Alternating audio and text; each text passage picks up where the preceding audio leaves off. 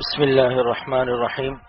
حکیم الامت مجدد الملت حضرت مولانا شاہ اشرف علی صاحب تھانوی رحمۃ اللہ علیہ کی کتاب حیات المسلمین سے روح بستم پڑھ کے سناتا ہوں۔ نکاح کا فلسفہ۔ روح بستم نکاح کا فلسفہ، یعنی جس مرد یا جس عورت کو کوئی عذر نکاح سے روکنے والا نہ ہو، اس کے لیے کبھی مصلحت کے درجے میں اور کبھی ضرورت کے درجے میں اصلی حکم یہی ہے کہ نکاح کر لے۔ نمبر 1، ابن ابی نجیح سے روایت ہے کہ رسول اللہ صلی اللہ علیہ وسلم نے فرمایا کہ محتاج ہے وہ مرد جس کی بیوی نہ ہو۔ لوگوں نے عرض کیا اگرچہ وہ بہت مال والا ہو تب بھی وہ محتاج ہے؟ آپ صلی اللہ علیہ وسلم نے فرمایا ہاں، اگرچہ وہ بہت مال والا ہو۔ پھر فرمایا محتاج ہے وہ عورت جس کے خاوند نہ ہو۔ لوگوں نے عرض کیا اگرچہ وہ مالدار ہو تب بھی وہ محتاج ہے؟ آپ صلی اللہ علیہ وسلم نے فرمایا ہاں، اگرچہ وہ بہت مال والی ہو۔ یعنی مال جو مقصود ہے اس سے راحت اور بے فکری نہ اس مرد کو نصیب ہے جس کی بیوی نہ ہو، اور نہ اس عورت کو نصیب ہے جس کے خاوند نہ ہو۔ چنانچہ دیکھا گیا اور نکاح میں بڑے بڑے فائدے ہیں، دین کے بھی اور دنیا کے بھی۔ نمبر 2، حضرت عبداللہ ابن مسعود رضی اللہ عنہ سے روایت ہے کہ ہم سے رسول اللہ صلی اللہ علیہ وسلم نے فرمایا، اے جوانوں کی جماعت، جو شخص تم میں سے گھر ستی کا بوجھ اٹھانے کی ہمت رکھتا ہو، یعنی بیوی کے حقوق ادا کر سکتا ہو، اس کو نکاح کر لینا چاہیے، کیونکہ وہ نگاہ نیچی کرنے والا ہے اور شرمگاہ کو بچانے والا ہے، یعنی حرام نگاہ سے اور حرام فعل سے آسانی کے ساتھ بچ سکتا ہے۔ اس کا دینی فائدہ ہونا ظاہر ہے، اور دنیاوی فائدہ ایک تو نمبر 1 میں مذکور ہو چکا ہے اور کچھ آگے مذکور ہوتے ہیں۔ نمبر 3، حضرت عائشہ رضی اللہ عنہا سے روایت ہے کہ رسول اللہ صلی اللہ علیہ وسلم نے فرمایا، عورتوں سے نکاح کرو، وہ تمہارے لیے مال لائیں گی۔ یہ بات اسی وقت ہے جب میاں بیوی سمجھدار ایک دوسرے کے خیر خواہ ہوں۔ سو ایسی حالت میں مرد تو یہ سمجھ کر کہ میرے ذمہ خرچ بڑھ گیا ہے، کمانے کی زیادہ کوشش کرے گا، اور عورت گھر کا ایسا انتظام کرے گی جو مرد نہیں کر سکتا، اور اس حالت میں راحت اور بے فکری لازم ہے، اور مال کا یہی فائدہ ہے، یہ مطلب ہوا مال لانے کا۔ نمبر 4، ابو ہریرہ رضی اللہ عنہ سے روایت ہے کہ رسول اللہ صلی اللہ علیہ وسلم سے عرض کیا گیا کہ کون سی عورت سب سے اچھی ہے؟ آپ صلی اللہ علیہ وسلم نے فرمایا کہ جو ایسی ہو کہ جب شوہر اس کو دیکھے دل خوش ہو جائے، اور جب اس کو کوئی حکم دے تو اس کو بجا لائے، اور اپنی ذات اور مال کے بارے میں کوئی ناگوار بات کر کے اس کے خلاف نہ کرے۔ خوشی اور فرما برداری اور موافقت کے کتنے بڑے فائدے ہیں۔ نمبر 5، حضرت علی رضی اللہ عنہ سے روایت ہے کہ حضرت فاطمہ رضی اللہ تعالی عنہا کے ہاتھ اور سینے میں چکی پیسنے سے اور پانی دھونے سے نشان پڑ گئے، اور جھاڑو کی گرد اور چولہے کے دھوئیں سے کپڑے میلے ہو گئے۔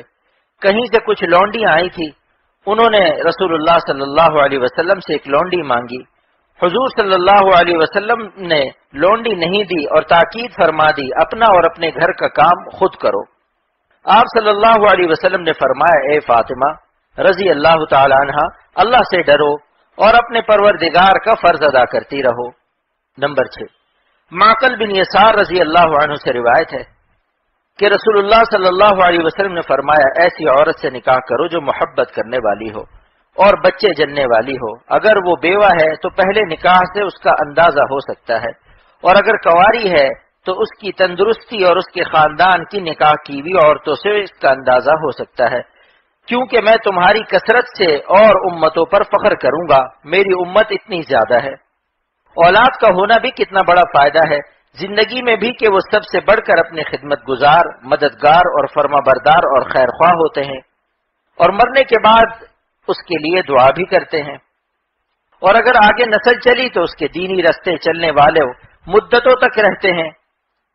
نمبر 7، ابو ذر رضی اللہ عنہ سے روایت ہے کہ عکاب بن بشیر تمیمی نے نبی کریم صلی اللہ علیہ وسلم کی خدمت میں آئے۔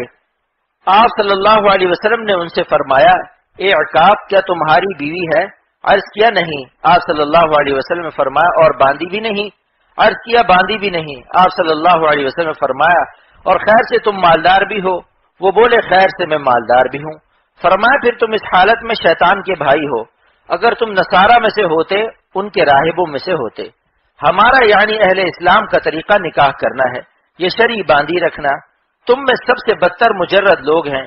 شیطان کے پاس کوئی ہتھیار جو نیک لوگوں میں پورا اثر کرنے والا ہو عورتوں سے بڑھ کر نہیں، مگر جو لوگ نکاح کیے ہوئے ہیں وہ گندی باتوں سے پاک و صاف ہیں۔ یعنی اس حالت میں ہے جب نفس میں عورت کا تقاضا ہو، یعنی جب حلال نہ ہوگی، حرام کا ڈر ظاہر ہے۔ اور یہ سب فائدے دین و دنیا کے جو ذکر کیے گئے پورے طور سے اس وقت حاصل ہوتے ہیں جب میاں بیوی میں محبت ہو، اور محبت اس وقت ہوتی ہے جب ایک دوسرے کے حقوق ادا کرتے ہیں۔ پھر ان حقوق کا حکم بھی اس لیے کچھ بڑے بڑے حقوق کا ذکر کیا جاتا ہے، باقی حقوق اس سے سمجھ میں آ جائیں گے۔ بیوی کے حقوق یہ ہیں: نمبر 8، ابو موسیٰ اشعری رضی اللہ عنہ سے روایت ہے کہ رسول اللہ صلی اللہ علیہ وسلم نے ایک شخص کی فضیلت فرمائی جس کے کوئی باندھی تھی، اس کو اس نے دینی ادب اور علم اچھی طرح سکھلایا۔ ظاہر ہے کہ بیوی کا حق باندھی سے زیادہ ہی ہے، تو اس کو علم دین سکھلانے کی کیسی کچھ فضیلت ہوگی۔ نمبر 9، ابو ہریرہ رضی اللہ عنہ سے روایت ہے کہ رسول اللہ صلی اللہ علیہ وسلم نے فرمایا، عورتوں کے حق میں تم کو اچھے برتاؤ کی نصیحت کرتا ہوں، تم اس کو قبول کرو، کیونکہ عورت ٹیڑھی پسلی سے پیدا ہوئی ہے۔ اگر تم اس کو سیدھا کرنا چاہو گے تو اس کو توڑ دو گے، اور اس کا توڑنا طلاق دے دینا ہے، اور اگر اس کو اس کے حال پر رہنے دو گے تو وہ ٹیڑھی ہی رہے گی۔ اس لیے ان کے حق میں اچھے برتاؤ کی نصیحت قبول کرو۔ سیدھا کرنے کا یہ مطلب ہے کہ ان سے کوئی بات بھی تمہاری طبیعت کے خلاف نہ ہو۔ اس کوشش میں کامیابی نہ ہوگی، انجام کار طلاق کی نوبت آئے گی۔ اس لیے معمولی بات میں درگزر کرنا چاہیے، نیز زیادہ سختی یا بے پرواہی کرنے سے بھی کبھی عورت کے دل میں شیطان دین کے خلاف باتیں پیدا کر دیتا ہے، اس کا سب سے زیادہ خیال رکھنا چاہیے۔ نمبر 10، حکیم بن معاویہ نے اپنے باپ سے روایت کرتے ہیں کہ میں نے عرض کیا، یا رسول اللہ، ہماری بیوی کا ہم پر کیا حق ہے؟ آپ صلی اللہ علیہ وسلم نے فرمایا، جب تم کھانا کھاؤ اس کو بھی کھلاؤ، جب کپڑا پہنو اس کو بھی پہناؤ، اس کے منہ پر مت مارو، یعنی قصور پر بھی منہ پر مت مارو، اور بے قصور مارنا تو سب جگہ برا ہے، اور نہ اس کو ستاؤ اور نہ اس سے ملنا جلنا چھوڑ دو، مگر گھر کے اندر رہ کر، یعنی روٹھ کر گھر سے مت جاؤ۔ نمبر 11، عبداللہ بن زمعہ رضی اللہ عنہ سے روایت ہے کہ رسول اللہ صلی اللہ علیہ وسلم نے فرمایا، تم میں سے کوئی شخص اپنی بیوی کو غلام کسی مار نہ دے، پھر شاید دن کے ختم ہونے پر اس سے ہم بستری کرنے لگے۔ نمبر 12، حضرت ام سلمہ رضی اللہ عنہا سے روایت ہے کہ میں اور میمونہ رسول اللہ صلی اللہ علیہ وسلم کی خدمت میں حاضر تھیں، اتنے میں ابن ام مکتوم نابینا آئے، اور یہ واقعہ پردے کا حکم ہونے کے بعد کا ہے۔ رسول اللہ صلی اللہ علیہ وسلم نے فرمایا، تم دونوں ان سے پردے میں ہو جاؤ۔ ہم نے عرض کیا، کیا وہ نابینا نہیں ہے؟ نہ ہم کو دیکھتے ہیں نہ ہم کو پہچانتے ہیں۔ آپ صلی اللہ علیہ وسلم نے فرمایا، کیا تم بھی نابینا ہو؟ کیا تم اس کو نہیں دیکھتی؟ یعنی وہ نابینا ہے لیکن تم تو نابینا نہیں ہو۔ نمبر 13، حضرت ابو ہریرہ رضی اللہ عنہ سے روایت ہے کہ رسول اللہ صلی اللہ علیہ وسلم نے فرمایا، اگر میں کسی کو حکم دیتا کہ کسی کو سجدہ کرے تو بیوی کو حکم دیتا کہ شوہر کو سجدہ کرے۔ اس سے کتنا بڑا حق شوہر کا ثابت ہوتا ہے۔ نمبر 14، ابن ابی اوفا سے روایت ہے کہ رسول اللہ صلی اللہ علیہ وسلم نے فرمایا، قسم ہے اس ذات پاک کی جس کے ہاتھ میں محمد صلی اللہ علیہ وسلم کی جان ہے، عورت اپنے پروردگار کا حق ادا نہ کرے گی جب تک اپنے شوہر کا حق ادا نہ کرے گی۔ یعنی صرف نماز روزہ کر کے یوں سمجھ بیٹھے کہ میں نے اللہ تعالیٰ کا حق ادا کر دیا، وہ حق بھی پورا ادا نہ ہوا۔ نمبر 15، حضرت ابن عمر رضی اللہ عنہما سے روایت ہے کہ رسول اللہ صلی اللہ علیہ وسلم نے فرمایا، اس عورت کی نماز اس کے سر سے اوپر نہیں جاتی، یعنی قبول نہیں ہوتی، جو اپنے خاوند کی نافرمانی کرے جب تک وہ اس سے باز نہ آ جائے۔ یہاں تک نکاح کی تاکید اور حقوق کا بیان ہو چکا۔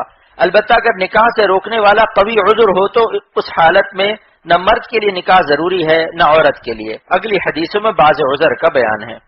نمبر 16، ابو سعید رضی اللہ عنہ سے روایت ہے کہ ایک شخص اپنی بیٹی کو نبی کریم صلی اللہ علیہ وسلم کے پاس لایا اور عرض کیا، یہ میری بیٹی نکاح کرنے سے انکار کرتی ہے۔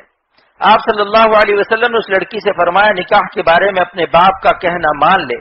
اس نے عرض کیا، قسم اس ذات کی جس نے آپ صلی اللہ علیہ وسلم کو سچا دین دے کر بھیجا، میں نکاح نہ کروں گی جب تک آپ صلی اللہ علیہ وسلم مجھے یہ نہ بتلا دیں کہ خاوند کا حق بیوی کے ذمے کیا ہے۔ آپ صلی اللہ علیہ وسلم نے فرمایا، ہر جائز معاملے میں خاوند کی اطاعت کرو، اس نے عرض کیا قسم اس ذات کی جس نے آپ صلی اللہ علیہ وسلم کو سچا دین دے کر بھیجا، میں کبھی نکاح نہ کروں گی۔ آپ صلی اللہ علیہ وسلم نے فرمایا عورتوں کا نکاح جب وہ شرعاً با اختیار ہو بدون ان کی اجازت کے مت کرو۔ اس کا عذر یہ تھا کہ اس کو امید نہ تھی کہ خاوند کا حق ادا کر سکوں گی۔ آپ صلی اللہ علیہ وسلم نے اس کو مجبور نہیں فرمایا۔ نمبر 17، عوف بن مالک اشجعی سے روایت ہے کہ رسول اللہ صلی اللہ علیہ وسلم نے فرمایا میں اور وہ عورت جس کے رخسار محنت و مشقت سے بدرنگ ہو گئے ہوں قیامت کے دن اس طرح ہوں گے جیسے بیچ کی انگلی اور شہادت کی انگلی، یعنی ایسی عورت جو اپنے خاوند سے بیوہ ہو گئی ہو اور شان و شوکت والی اور حسن و جمال والی ہو، جس کے طالب نکاح بہت سے ہو سکتے ہیں مگر اس نے اپنے کو یتیموں کی خدمت کے لیے مقید کر دیا یہاں تک کہ سیانے ہو کر جدا ہو گئے یا مر گئے۔ یہ اس صورت میں ہے جب عورتوں کو یہ اندیشہ ہو کہ وہ دوسرا نکاح کرنے سے بچے برباد ہو جائیں گے۔ پہلی حدیث میں پہلے نکاح کا اور دوسری حدیث میں دوسرے نکاح کا عذر ہے۔ یہ عذر عورت کے لیے تھے، آگے مردوں کے عذر کا ذکر ہے۔ نمبر 18، یحییٰ بن واقد نے روایت کیا ہے کہ رسول اللہ صلی اللہ علیہ وسلم نے فرمایا جب 180 سن یعنی پیغمبر صلی اللہ علیہ وسلم کے زمانے سے 250 برس کے قریب گزر جائیں جس میں فتنوں کی کثرت ہوگی، اور بعضی روایت میں 200 برس آئے ہیں، کما فی عین تخریج العراقی علی الاحیاء عن ابی یعلا والخطابی، سو ایسی کثر کو شمار نہ کرنے سے دونوں کا ایک ہی مطلب ہوا، میں اس وقت اپنی امت کے لیے مجرد رہنے کی اور تعلقات چھوڑ کر پہاڑوں کی چوٹیوں میں رہنے کی اجازت دیتا ہوں۔ اس کا مفصل مطلب آگے آتا ہے۔ نمبر 19، ابن مسعود رضی اللہ عنہ اور ابو ہریرہ رضی اللہ عنہ سے روایت ہے کہ رسول اللہ صلی اللہ علیہ وسلم نے فرمایا کہ لوگوں پر ایک ایسا زمانہ آئے گا کہ آدمی کی ہلاکت اس کی بیوی اور ماں باپ اور اولاد کے ہاتھوں ہوگی، کہ یہ لوگ اس شخص کو ناداری سے عار دلائیں گے اور ایسی باتوں کی فرمائش کریں گے جس کو یہ اٹھا نہیں سکے گا۔ جب یہ ایسے کاموں میں گھس جائے گا جس میں اس کا دین جاتا رہے گا پھر یہ برباد ہو جائے گا۔ حاصل اس عذر کا ظاہر ہے کہ جب دین کے ضرر کا قوی اندیشہ ہو اور بعض آدمی جو کم ہمتی کے سبب نکاح نہیں کرتے اور پرائے ٹکڑوں پر پڑے رہتے ہیں ان کی نسبت یہ حدیث آئی ہے۔ نمبر 20، عیاض رضی اللہ عنہ سے روایت ہے کہ رسول اللہ صلی اللہ علیہ وسلم نے فرمایا 5 آدمی دوزخی ہیں، ان میں سے ایک وہ کم ہمت ہے جس کو دین کی عقل نہیں، جو لوگ تم میں طفیلی بن کر رہتے ہیں، نہ اہل و عیال رکھتے ہیں نہ بال بچے رکھتے ہیں۔ نمبر 21، حضرت ابن عمر رضی اللہ تعالی عنہ سے روایت ہے کہ رسول اللہ صلی اللہ علیہ وسلم نے فرمایا اپنے بیٹوں کو اور تیر چلانا سکھاؤ اور عورتوں کو کاٹنا سکھاؤ۔ ان 3 کا نام مثال کے طور پر ہے، مراد سب کی ضرورت کی چیزیں ہیں۔ یہ سب حدیثیں جمع الفوائد سے لی گئی ہیں اور بعضی حدیثیں جو دوسری کتابوں سے لی گئی ہیں ان کے نام کے ساتھ عین بڑھا دیا گیا ہے۔